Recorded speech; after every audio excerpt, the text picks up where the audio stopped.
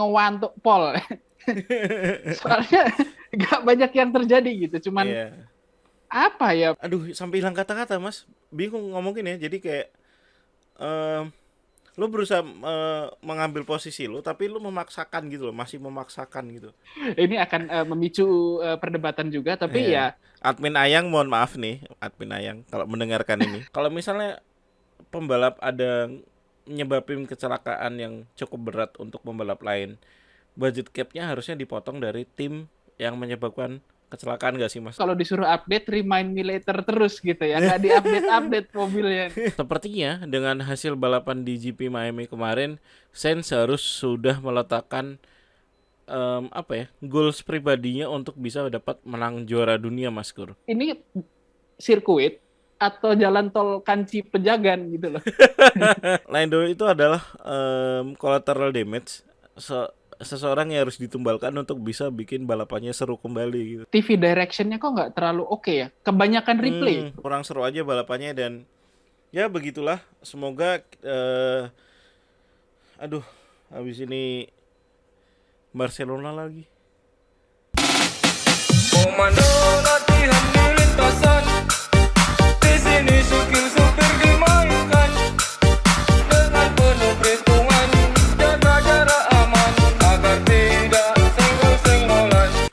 Halo sobat semalap dimanapun kalian berada, kembali lagi bersama dengan aku Cak Anu.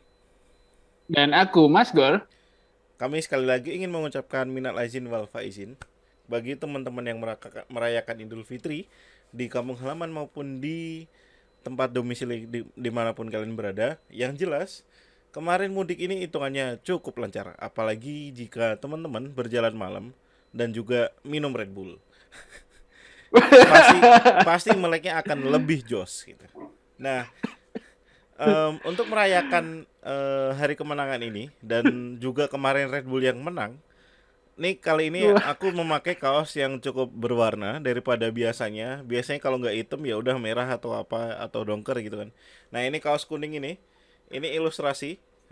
Teman-teman sobat-sobat bisa melihat. Nah ini aku bikinnya di Polyflag Project, anak usahanya Crash G Corp.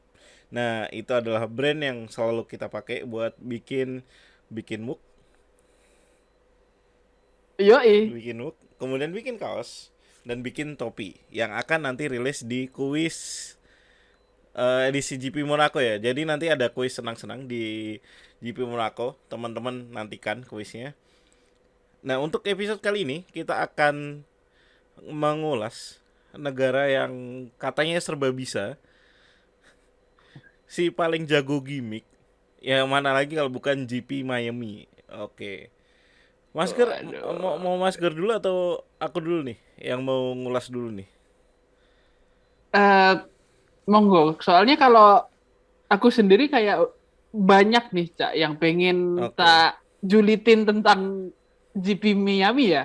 Ya. Apalagi mengingat diadakan di negara Amerika Serikat yang katanya serba bisa itu. Tapi ya nanti kita sampai sana lah ya. Ya. Kali ini sebelum kita ngebahas julidnya GP Miami yang baru pertama kali diadakan di sirkuit parkiran stadion Miami tersebut, kita mau bahas dulu nih race overview race-nya kemarin. Nah, race-nya kemarin itu diadain ya tahu sendirilah sobat sembalap jam berapa? Jam 2.30 pagi. Itu jam-jam ngantuknya kita, jam-jam ngantuknya orang Asia. Nah ya udahlah, tapi ya mau gimana lagi, namanya juga kita fans F1 berat ini kan. Nah dari startnya kita bisa lihat bahwa si Max bisa nyerang Sainz dan Sainz kelihatan banget nggak bisa bertahan, mempertahankan posisi P2-nya, sedangkan Leclerc yang nantinya akan kesalip di tikungan 1 lap 9. Jadi kayak Max bagi Leclerc di GP Miami ini tuh udah kayak Thanos gitu loh, Mas. Inevitable gitu loh. Jadi kayak Yes. ya udah sih, mau apa lagi, terus kayak ya udah tinggal nunggu waktu aja gitu loh. Terus oh ya udah, race overview-nya kayak gitu doang, terus Max finish terus udah selesai.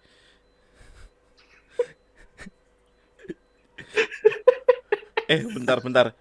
Race Eh, overview-nya kok singkat banget ya, Mas? Oh, sorry.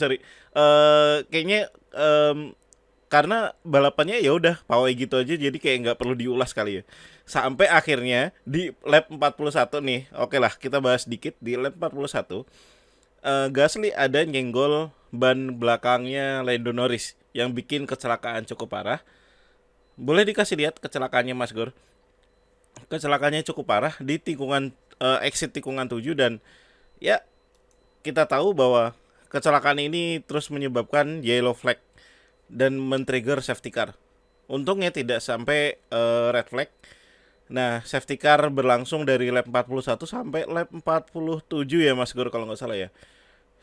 Selama sekitar 6 lap tersebut ada beberapa pertukaran posisi.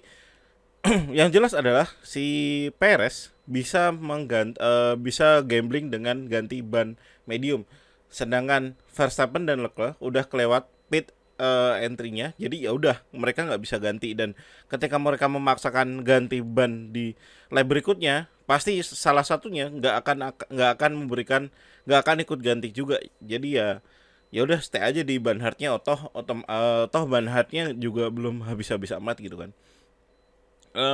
Perez masih bisa ganti medium karena jaraknya dengan Bottas yang saat itu lebih dari 18 detik. Dan kemudian ada juga Russell yang udah 40 lap sendiri memakai long stint compound hard, dan emang ini waktu yang tepat untuk dia ganti, sampai bikin Lewis Hamilton merasa kesulitan dan mengeluh terhadap strategi pit stop yang dilakukan oleh timnya. Jadi kayak hello man gitu. Yeah, you put me in a hard situation. Yes, itu lagi gitu. Jadi ngeluh lagi Lewis Hamilton yang, men, lu tuh udah 8 tahun diberikan keistimewaan. Lu tuh udah nyaman banget 8 tahun dikasih mobil enak, strategi diutamain. Driver kedua lu tuh bumper lu, men, gitu.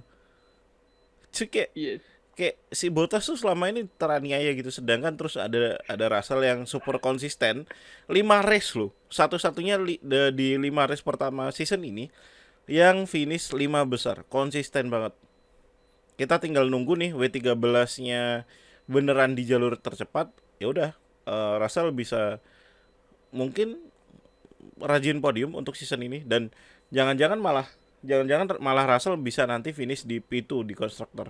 Kalau misalnya Red Bull masih bermasalah. Nah, ini juga pertanyaan bagi Red Bull karena ternyata mereka masih belum bisa terlepas dari masalah reliability. Pertama di Max Verstappen, di FP2 dia kehilangan power steering, kemudian harus ya udah nggak bisa ikut FP2.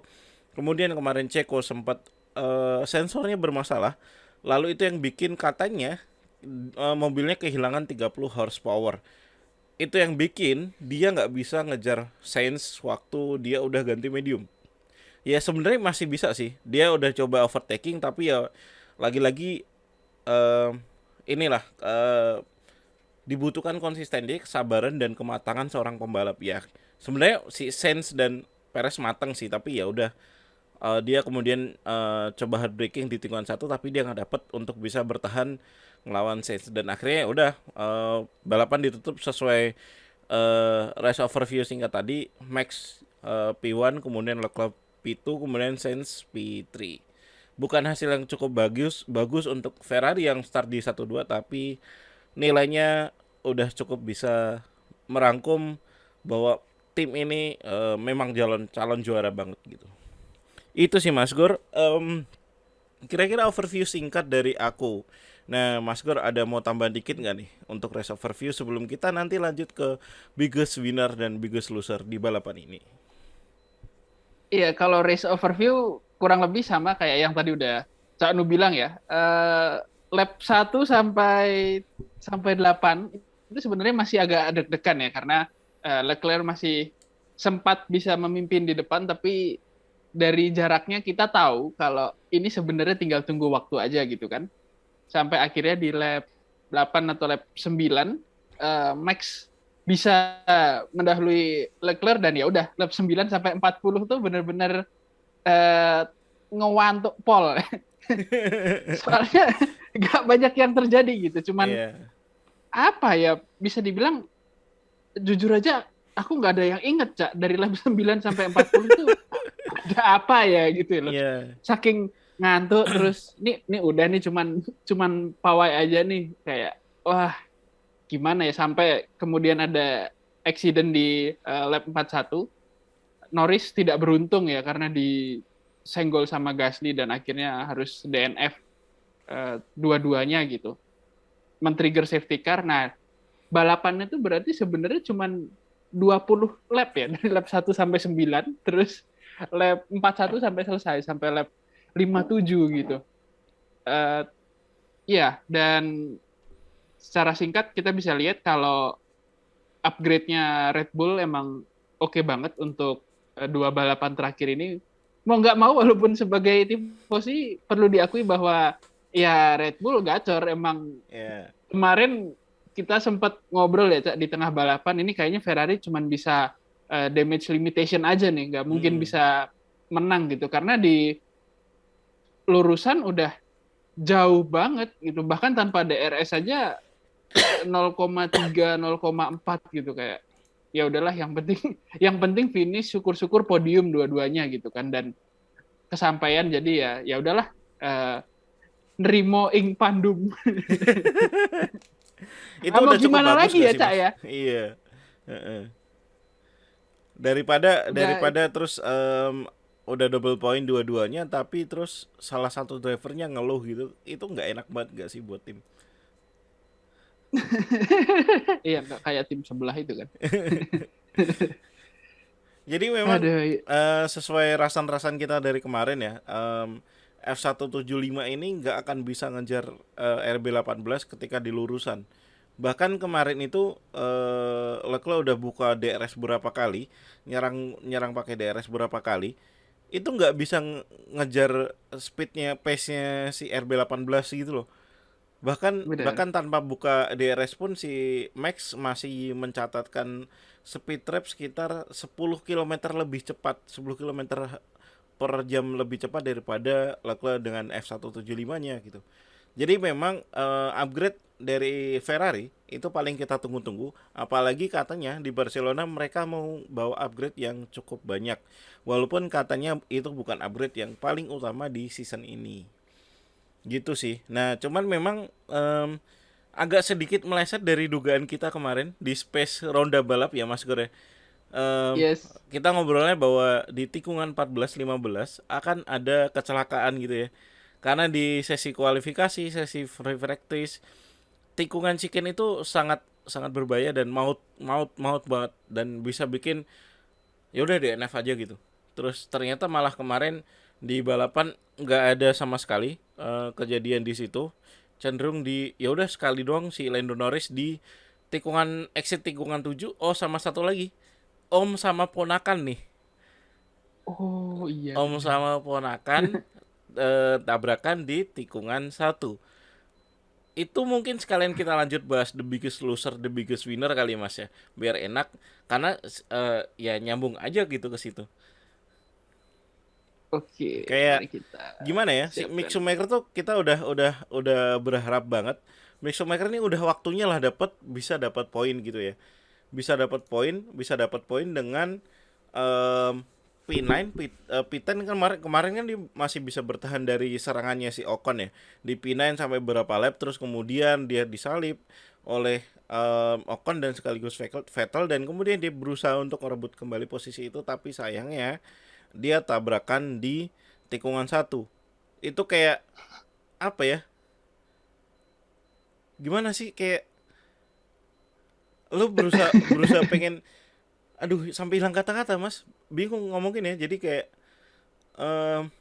lu berusaha mengambil posisi lu tapi lu memaksakan gitu loh, masih memaksakan gitu. Mobil lu tuh sebenarnya masih bisa untuk nge-push lagi di DRS zone berikutnya gitu. Nggak usah saat itu juga gitu. Itu kenapa kalau aku sendiri Mas Gor, aku bilang bahwa the biggest losernya itu adalah Mick Schumacher. Boleh kita geser ke rapor sembalap Mas Gor? Ya. Ya. Kalau dilihat ya Mick Schumacher nggak ada di sini karena menurutku the biggest loser sih. Kayak seharusnya Mick Schumacher tuh ada di 10 besar. Kalau dia bisa mempertahankan posisi poin at least 1 poin aja udah cukup untuk kita kasih gelar honorable mention. Karena bagaimanapun juga eh, pressure sekarang lagi ada di Mick Schumacher. Kenapa aku cuma bilang di Mick Schumacher, kayak siapa sih yang mau nge-pressure Latifi? Kayak Latifi Pasrah kalau malah TV.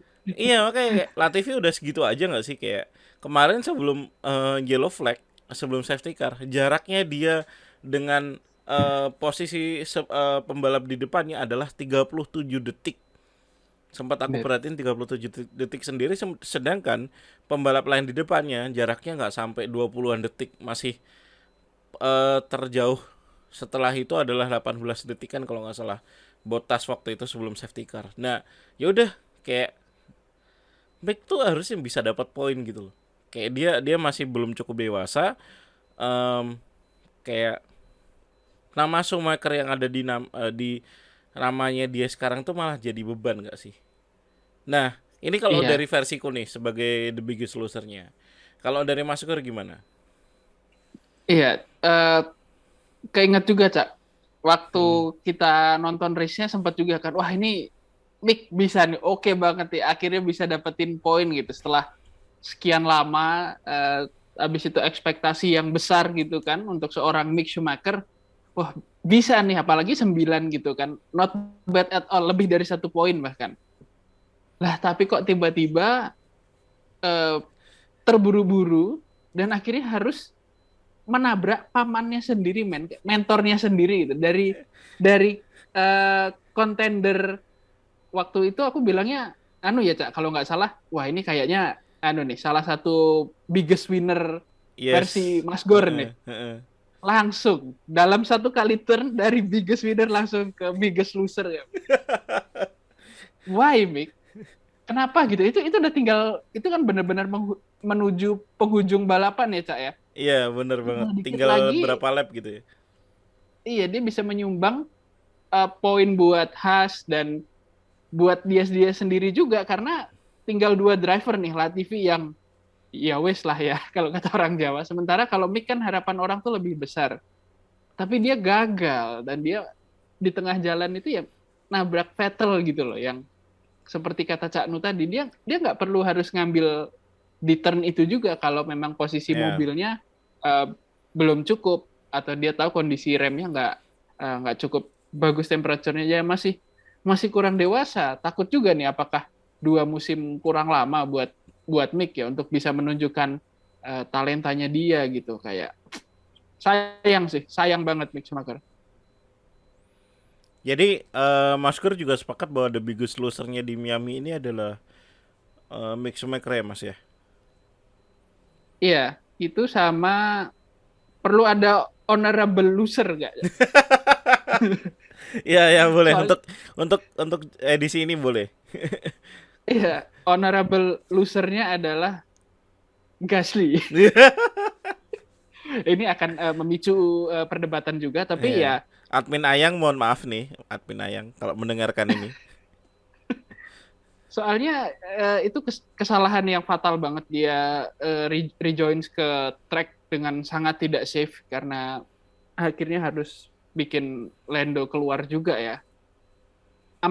Amatir banget kesalahannya, sorry banget, sorry to say, tapi sekali bergasli harusnya bisa lebih hati-hati lagi dalam rejoin track waktu itu gitu. Yes, of course.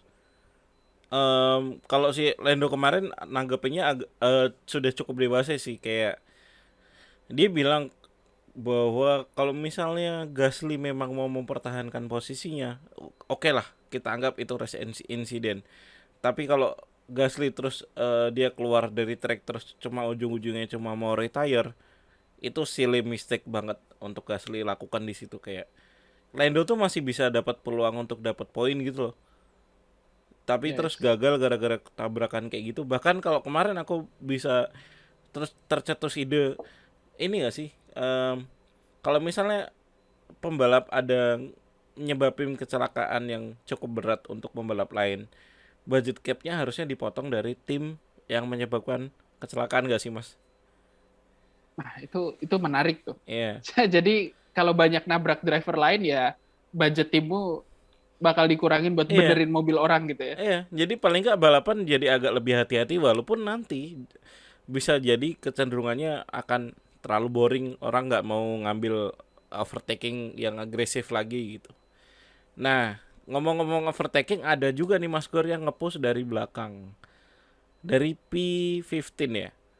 P14, Iya. P15. Nah, ini kalau aku, Mas Gor, aku nobatkan sebagai Yes. the biggest winner.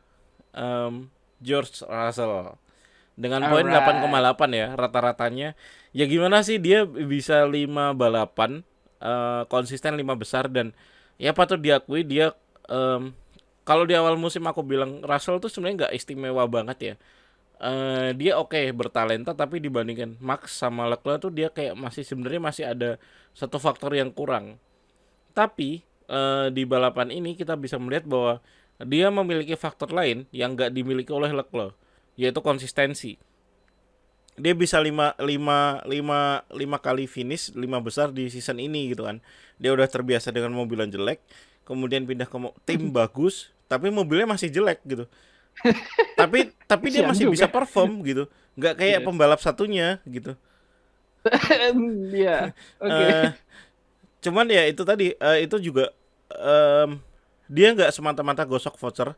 Keputusan untuk pit di waktu VSC itu adalah keputusan dia untuk nahan nggak pit di beberapa lap sebelumnya. Jadi ketika dia ditanya ini mau ganti ban kan nih, nggak kita tunggu dulu ada VSC dan SC atau enggak gitu. Dia bakalan golong banget dan ternyata kesabaran dia membuahkan hasil dan ya udah dapat P5 aja gitu. Eh ya P5. Itu sih Mas Gor kalau aku the biggest winnernya. Kalau Mas Gor siapa nih? Ya, kalau biggest winner kayaknya agak beda nih, Cak. Kalau Hmm, menurutku Albono ya. Eh, karena dengan mobil Williams, dia bisa lagi-lagi walaupun ada faktor gosok voucher juga, ya. tapi dia bisa kembali mendapatkan poin. Kalau mungkin sobat bertanya-tanya, oh kalau salah satu biggest winner, tapi kenapa kok nilainya agak rendah gitu ya? Ya agak rendah karena tadi ada faktor gosok voucher juga. Tapi tetap perlu dihargai karena dia bisa tiga race ini hasilnya dia cukup konsisten loh. Dan dia dengan mobil Williams itu sudah membawa 2 poin gitu. Jadi basically juga Williams Albono gitu karena Iya. poinnya Williams dari Albon gitu kan. Mau dari siapa lagi kalau bukan dari Albon? Sorry 3 poin Mas. Oh iya Iya sorry, tiga 3 poin. poin bahkan. 3 poin mau dari siapa lagi kalau bukan dari Albon? Siapa lagi itu? Mohon maaf nih. Iya, kayaknya lama-lama senep juga nggak sih? Josh Capito tuh udah, kalau nggak salah kemarin sempat ngasih anu juga ya, ngasih celutukan juga ya, kalaupun ada yang perlu ngetes barrier kayaknya Latifi gitu ya, Hmm, hmm. yang perlu ngetes barrier di Miami. Iya, jadi kalau menurutku biggest winnernya ada di Albono ya. Nggak tahu, seneng aja Ya. gitu ngelihat driver yang benar-benar istilahnya lebih hebat daripada mobilnya. Gitu sih, Cak. Ya masih ngomongin Williams sih boleh Mas digeser ke hasil finish dari 11 ke 20. Masih kita Oke, ngomongin ini lanjut ke Williams. Ada pembalap satunya yang dari balapan pertama itu selalu berbuat ulah, entah nge-spin lah, entah nabrak tembok lah. Em, nah em, kali ini Latifi nggak berbuat ulah, baik di FP1 sampai di balapan, tapi race pace-nya jadi lambat banget. Jadi kayak dia berusaha untuk nggak nabrak terus jadi malah selambat itu gitu. Itu coba kalau misalnya Mick Schumacher nggak kecelakaan dengan Vettel ya udah Latifi pasti akan finish terakhir aja udah kayak template-nya aja iya. gitu, factory reset-nya aja gitu. Terus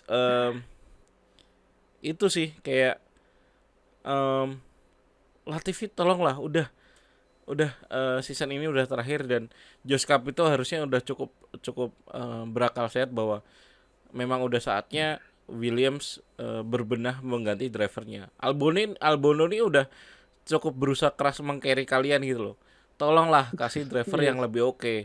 Nah, sementara kalau aku lihat domino efeknya Albono yang tampil konsisten di 3 balapan terakhir adalah em, Albono akan masuk lagi ke dalam radarnya Papa Helmut Marko, di mana Gasly eh, di season ini dia nggak begitu kelihatan. Selain karena mobilnya empot-empotan, tapi Gasly juga nggak sekonsisten season lalu. Season lalu tuh Gasly bisa P4, P5, P6, P4, P5, P6, sekitaran itu aja terus. Dan dia bisa nge-carry AlphaTauri tuh poinnya lebih dari setengah dia sendiri gitu. Sementara Pierre Gasly season ini jadi kayak agak melempem. Itu bisa jadi akan sedikit menutup kemungkinan untuk dia akan masuk radar ke dalam radarnya Papa Helmut. Apalagi kemarin sempat udah ada obrolan bahwa udah ada perbincangan nih soal perpanjangan kontrak Ceko di Red Bull. Gitu sih. Kalau aku sedikit ngomentarin Albono tadi, Mas. Iya, nggak mau nambahin banyak sih karena cukup setuju. Karena di akhir season lalu kita sempat ngomongin kayaknya Gasly kalau tahun ini konsisten lagi bisa jadi akan berpengaruh pada panjang kontraknya Ceko ya.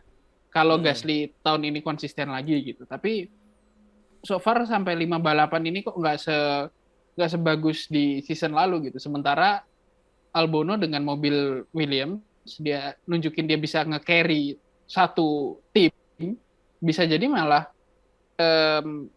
dia kembali lagi ke tim Red Bull atau AlphaTauri ya di musim depan atau 2 musim ke depan gitu. Jadi sebenarnya antara Gasly dan Albon ini mereka bersaing untuk menunjukkan siapa yang layak naik kelas di antara driver-driver Red Bull ya, Cak. Ya, bener banget. Oke, sepertinya cukup kita ngomongin Albon dan Gasly. Kita berlanjut ngomongin klasemen sembalap nih.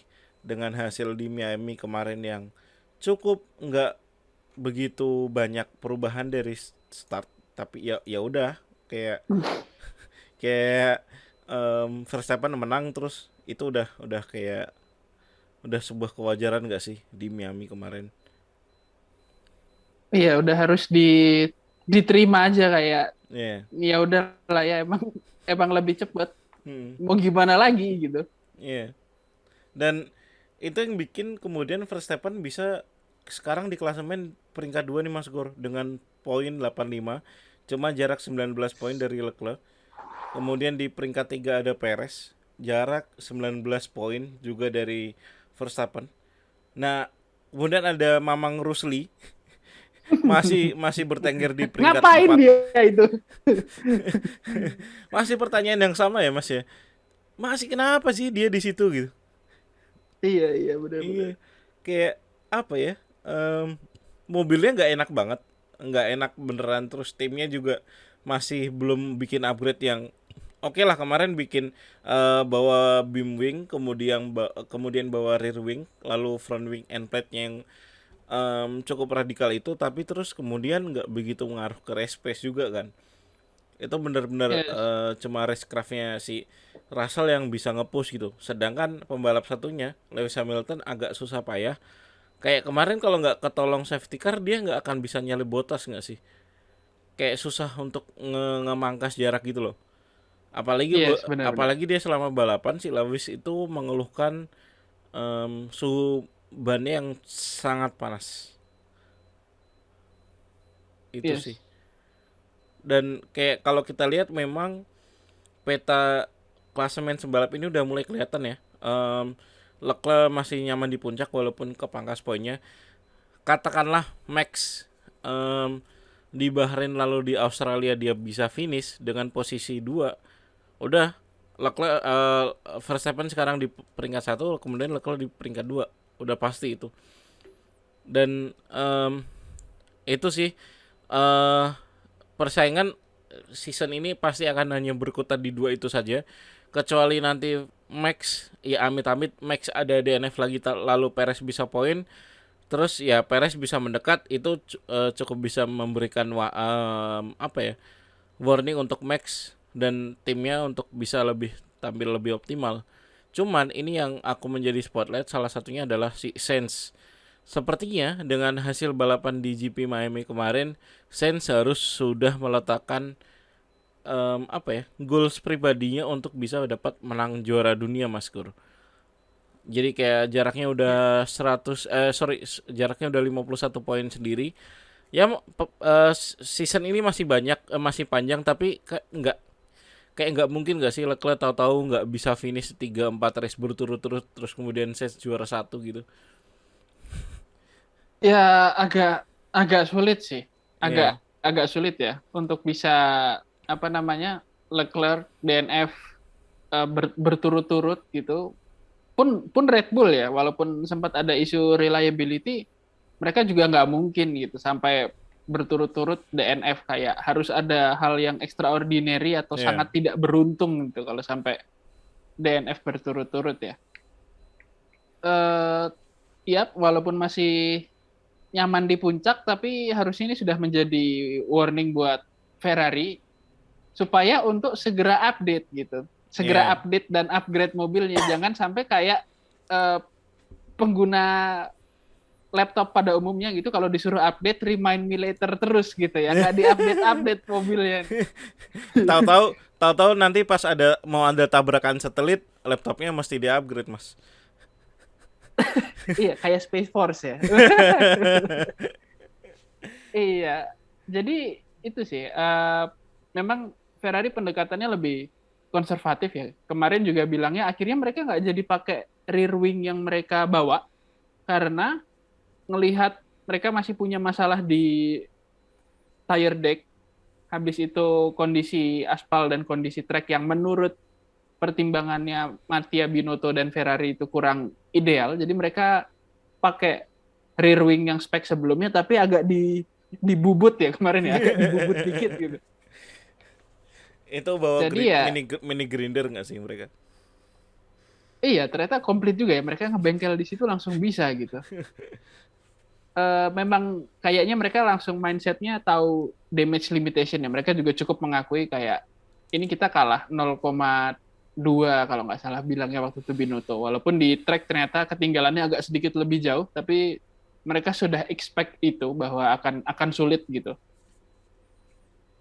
Makanya mungkin mereka memilih untuk gimana caranya biar Leclerc bisa pole dengan harapan bisa membangun jarak gitu. Tapi ternyata emang nggak cukup. Memang Red Bull masih sekencang itu. Jadi cuman bisa ninggal paling jauh kemarin berapa? Kayaknya nggak sampai 2 detik bahkan di 8 lap awal Nggak tuh. sampai, cuma 1.5 1.6 gitu. Iya, 1,6. 1,7 itu pun mungkin Verstappen dulu ya, nguap dulu bener 1,7 gitu. Begitu fokus lagi langsung nyalip gitu di lap 9. Iya, Em, jadi kalau buat Ferrari memang kemarin lebih ke damage limitation dan untungnya mereka bisa melimit itu dengan baik ya, bisa finish 2-3. Mudah-mudahan juga cukup membawa confidence lagi buat Sainz seenggaknya ya. Walaupun dia mungkin memang kayak tadi kata Cak Nuh bilang susah kalau berharap untuk bisa championship contender, seenggaknya dia bisa nunjukin kalau dia tuh smooth operator gitu. Dia bisa ada di sana ketika dibutuhkan dan nggak bikin kesalahan yang merugikan dia sendiri gitu sih, Cak. Iya. Ya memang krusial banget ya, development race ini antara terutama Red Bull sama Ferrari. Ya kita lihat Red Bull perlahan melakukan upgrade, walaupun nggak upgrade yang langsung blek banyak gitu, tapi perlahan dia memperbaiki mobilnya. Kemudian ya kelihatan kan, seperti em, premis kita dari yang lalu-lalu bahwa kalau Red Bull di depan, Ferrari akan susah mengejar. Tapi ketika Yes. Ferrari di depan, udah tuh Red Bull akan bisa nempel, atau terus ya udah tinggal nunggu waktu aja. Apalagi Ferrari memiliki tire degradation yang eh lebih parah daripada Red Bull, dan terlihat di Imola dan GP Miami ini. em, Kayak Red Bull tinggal main sabar aja gitu. Lihat mereka pit stop di lap berapa, terus pace-nya setelah keluar pit stop berapa. Kayak kemarin kan ketika Leclerc pit stop, Verstappen nggak langsung pit stop mas, jarak 1-2 lap baru dia kemudian pit stop. Kayak Yes. pace-nya Verstappen dengan ban medium old-nya dibandingkan Leclerc dengan ban hard barunya, itu ternyata masih cukup aman untuk dia bisa ngehold 1 lap dulu baru pit stop. Gitu sih mas.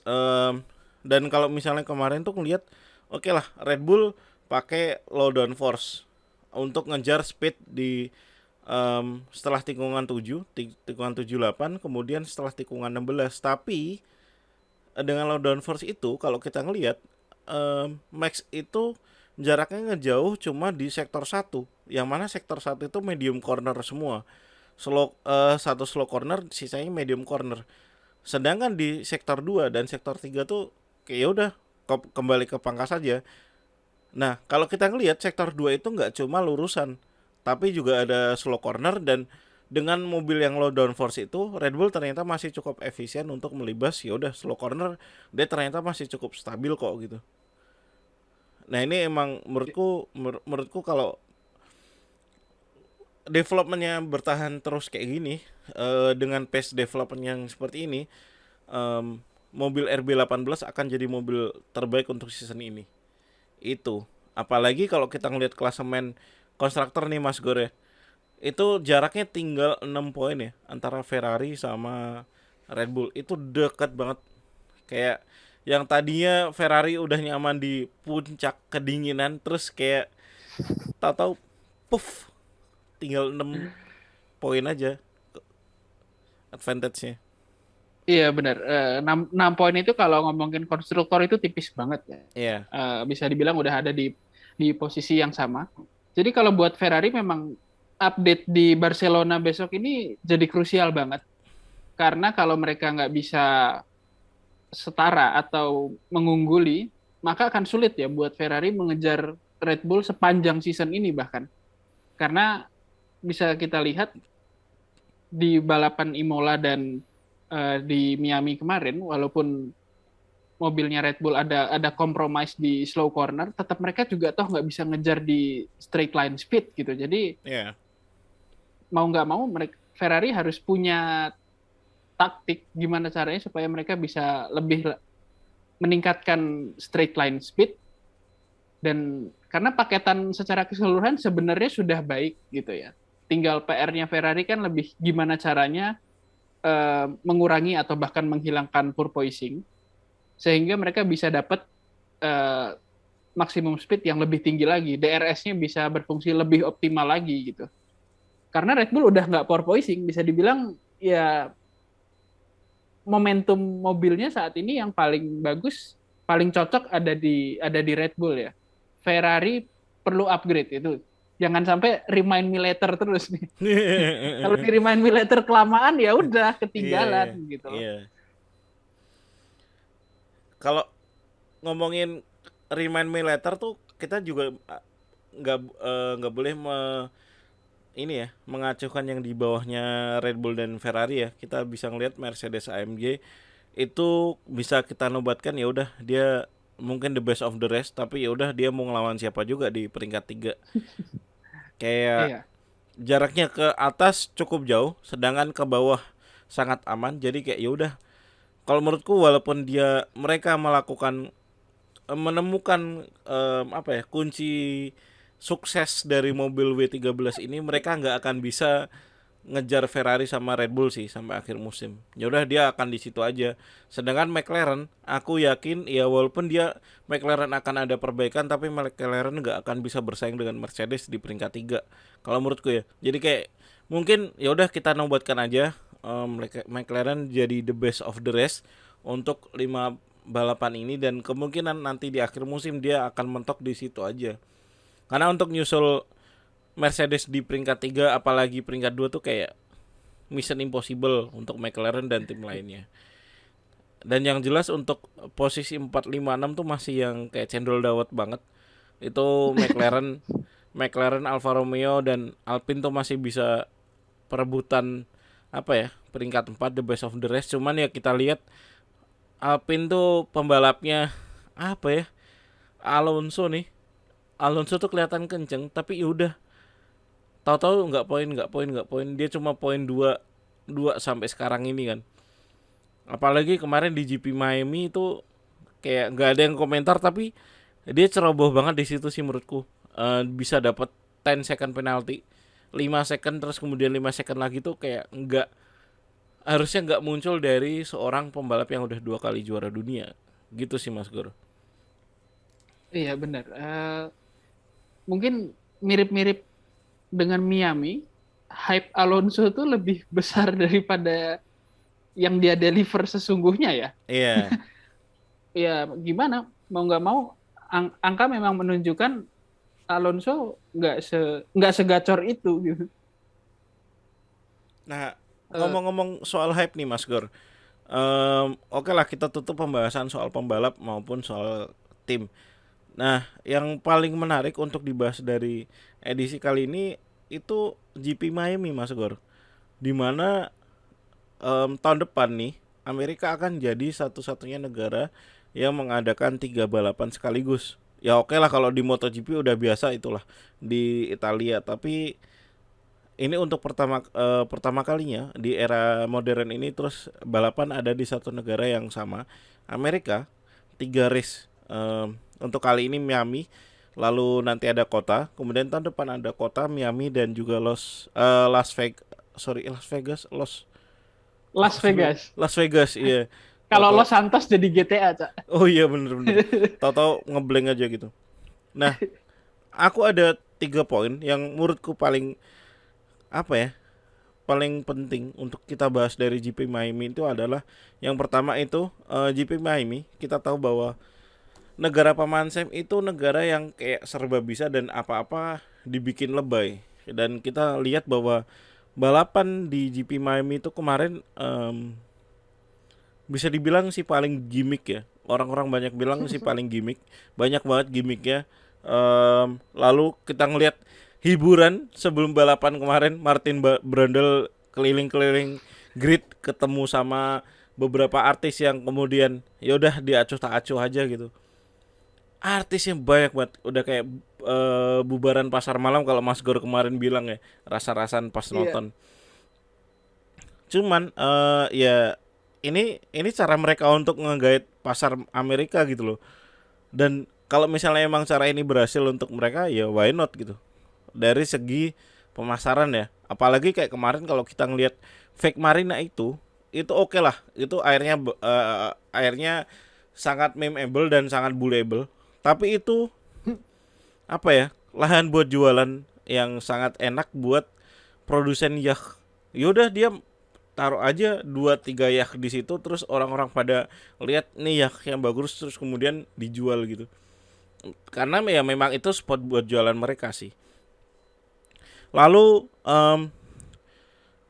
nyambung sedikit ke dari balapan ya balapannya em, ada ya kemarin kita prediksi 2 ya antara either ada banyak kecelakaan atau ya udah pawai dan ternyata memang cuma pawai doang, pawai mobil hias kalau kita bilang. Lalu yang poin ketiga adalah safety issue nih. Jadi kalau kemarin di Mandalika, nyenggol Mandalika Wih. dikit nih sama-sama M. Kalau di Mandalika kita terselamatkan oleh hujan. Nah kalau di Miami ini mereka malah em, di apa ya? Dirugikan karena hujan. Mereka harus meresurface permukaan aspalnya beberapa kali. Kalau kita lihat di tayangan TV, ya udah di tikungan 17 tuh paling banyak tambalannya dan kayak nggak enak banget gak sih tambalannya untuk dilihat.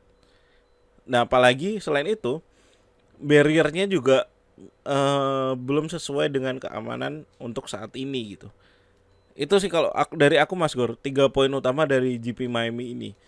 Mas Gor ada mau yang ditambahin nggak? Poin penting lainnya. Kalau secara poin sebenarnya kurang lebih udah sama ya, Cak. Pertama keamanan karena ada isu dengan eh, barrier itu. Driver udah sempat minta untuk diganti jadi Tech Pro tapi nggak dilakukan juga. Tapi ya gimana memang kondisinya sulit ya. Kalau harus ditambahkan Tech Pro maka si sirkuit itu otomatis akan menyempit dan bisa jadi lebih ngaruh lagi ke race-nya itu untuk barrier gitu. Sementara untuk aspal agak agak mengecewakan sih sejujurnya karena balik lagi ini tuh Amerika gitu loh, Bro. Katanya bisa segala macam gitu, punya resource segala macam juga. Duit negara paling kaya kan kalau nggak salah sekarang masih tetap Amerika gitu ya. Tapi kok bikin sirkuit jelek aspalnya gitu. Ya apa ya, kemarin Alonso sempat bilang kan pedes banget gitu, ini aspalnya bukan F1 grade nih, tapi ya udah mau nggak mau kita tetap harus balapan di sini gitu karena alasan komersil dan lain-lain.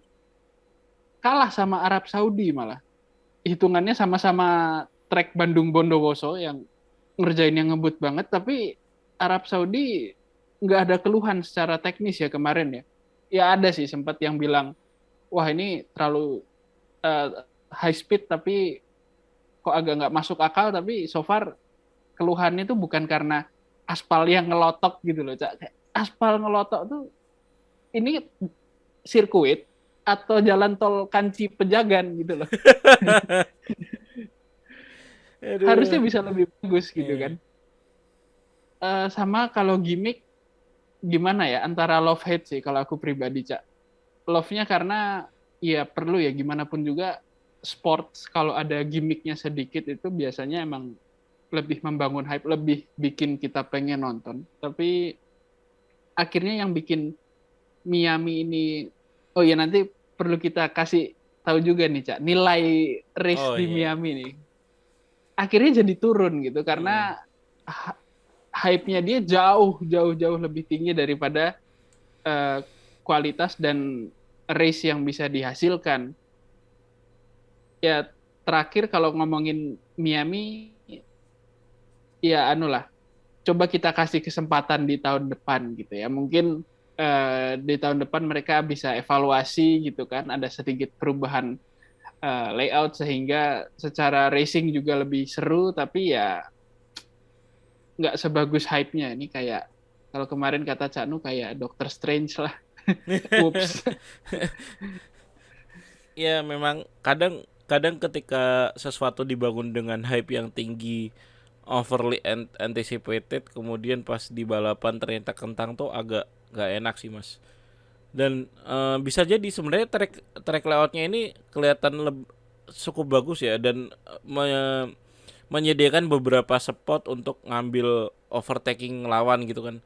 Tapi terus kemudian Perez waktu free practice nyoba di tikungan 17 tapi malah bablas karena memang gripnya si track ini, si aspalnya ini jelek gitu. Bisa jadi kalau misalnya aspalnya ini grade-nya memang sesuai dengan FIA, sesuai dengan standarnya F1, bisa jadi track dengan lewat Miami ini menghadirkan overtaking yang seru nggak sih mas? Iya, iya, banyak banyak kesempatan sebenarnya. Apalagi ada 3 DRS zone juga gitu kan.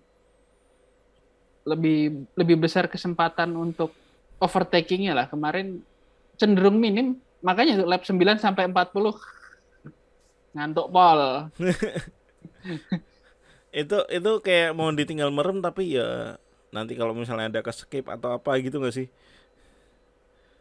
Iya, iya benar. Kalau jadi ini maaf juga nih buat Mas Lando Norris, tapi kalau bukan karena sampean tidur kita, Cak. Iya iya iya benar benar.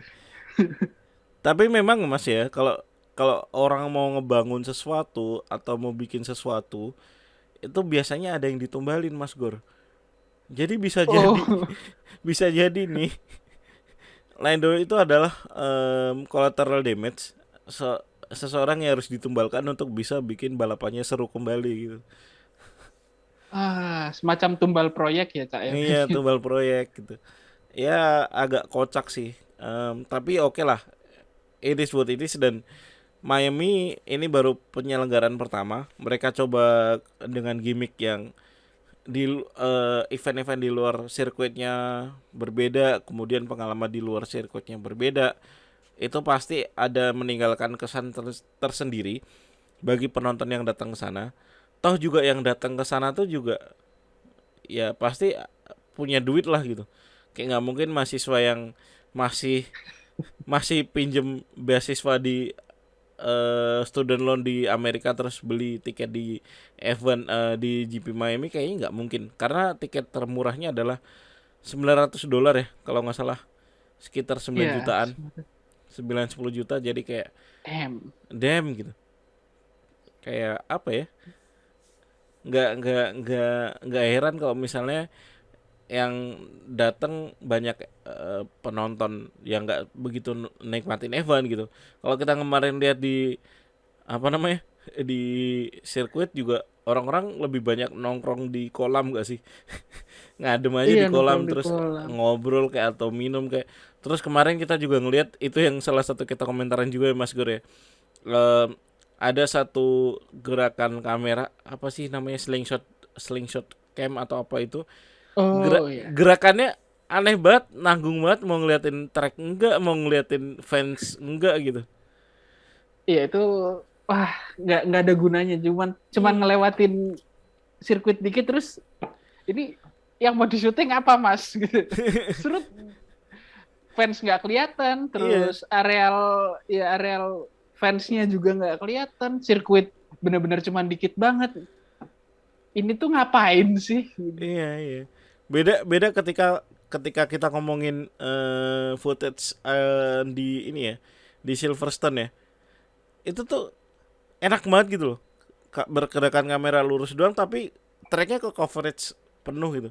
Tapi di GP Miami ini tuh kayak cuma diada-adain gak sih? Iya bener. Oh sama mau nambahin juga Cak. Heeh. Satu hal yang bikin agak turun nilai race di Miami ini kemarin somehow TV directionnya kok nggak terlalu oke ya. Kebanyakan replay. Hmm. Oh iya iya Apalagi iya di bener bener. momen-momen penting kayak Max mau ngambil Leclerc di lap 8 9 itu malah nunjukin replay aja terus kayak Iya. ayo bro itu di depan udah mau salip-salipan tuh kan kelihatan di Iya. interval waktunya ya. Kita aja Hmm. bisa ngelihat oh ini mendekat nih, oh ini menjauh. Nggak di shoot. Iya iya. Emang emang ini udah jadi sentilan oleh WTF F1 ya. WTF 1 soal TV production ini, race producernya ini kayak terlalu banyak replay, kemudian terlalu banyak shot ke penonton. Hello kita yang di rumah nggak butuh itu gitu. Dan ya itu bener Iya. kata Mas Gor, replay startnya terlalu banyak kayak men kita mau lihat yang aksi benerannya gitu. Kebanyakan replay lu gitu. Iya sih, Iya, karena setuju toh sih. startnya juga nggak ada sesuatu yang terlalu terlalu penting ya kalau kalau Mm, kalau menurutku ya Kak. Satu nggak ada crash, oke lah bagus nggak ada crash. Tapi juga salip-salipan juga Verstappen kan nggak langsung slingshot dari 3 ke iya, posisi 1 gitu. Jadi kalau ngomongin start nggak ada yang penting-penting banget iya, sebenarnya gitu. iya, Dan bener. nggak perlu di replay sampai sebanyak itu gitu. Ya mungkin mereka mau mengafirmasi bahwa Hamilton kesodok dari belakang gitu kayak dari berbagai angle gitu. Oke, kita kalau ngomongin nilai nih, balapan kali ini dinilai berapa oleh Mas Gor? Kalau kita kan biasa pakai bintang ya. Kalau yang paling bagus bintang 5. Kalau kataku ini ya bintang bintang 3 tapi udah baik hati lah karena race pertama jadi bintang 3 sih kalau menurutku Cak. Hampir mau tak kasih bintang 2 tapi kok kasihan ya. Oke lah kita kasih kesempatan sampai tahun depan gitu. Iya.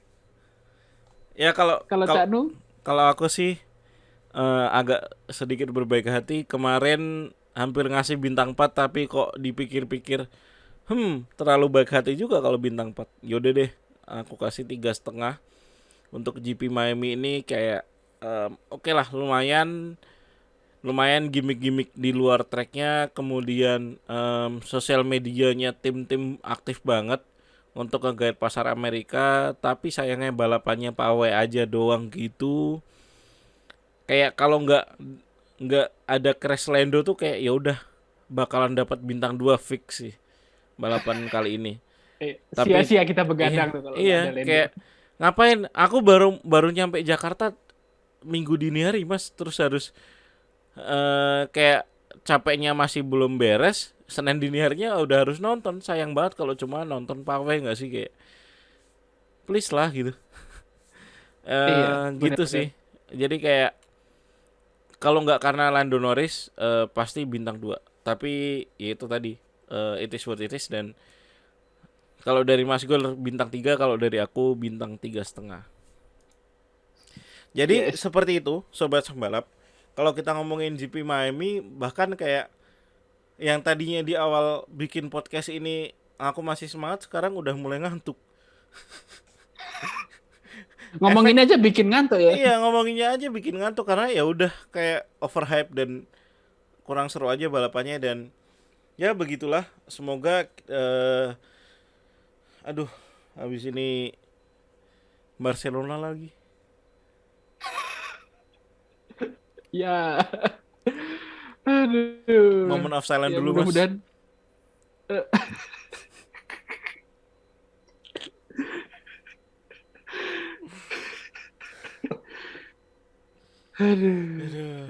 Aduh. Iya, untungnya Spanyol nggak malam banget lah ya. Jadi kayak oke lah kalau ada pawai, yaudah sana lah gitu. Kita bisa sambil yang lain, tapi nggak sambil begadang gitu.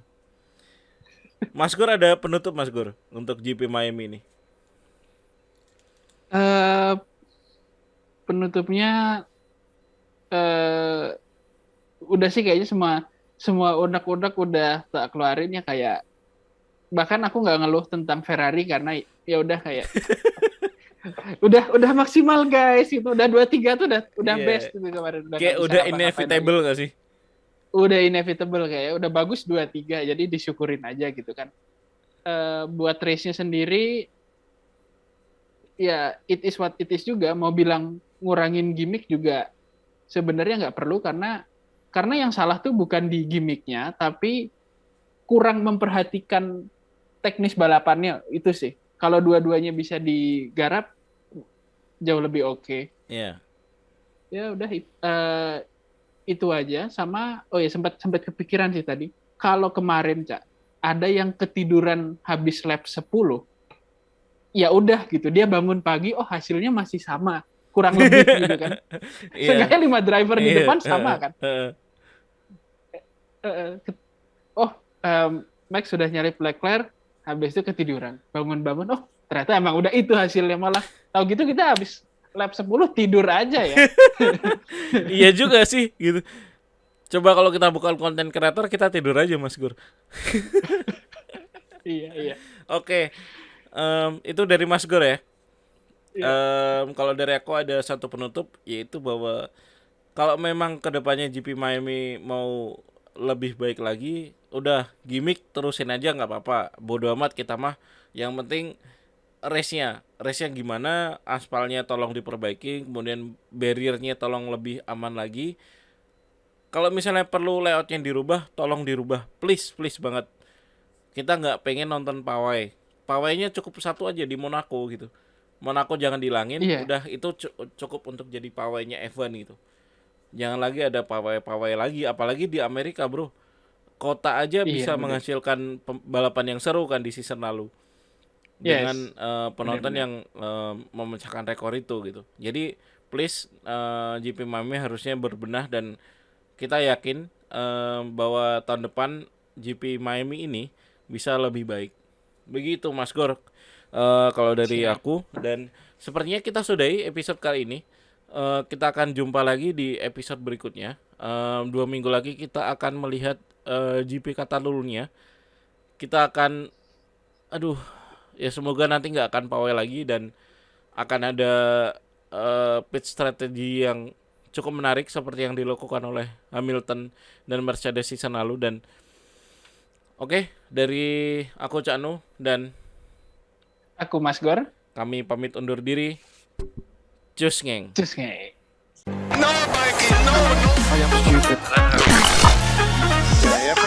Yeah, shut up! My number.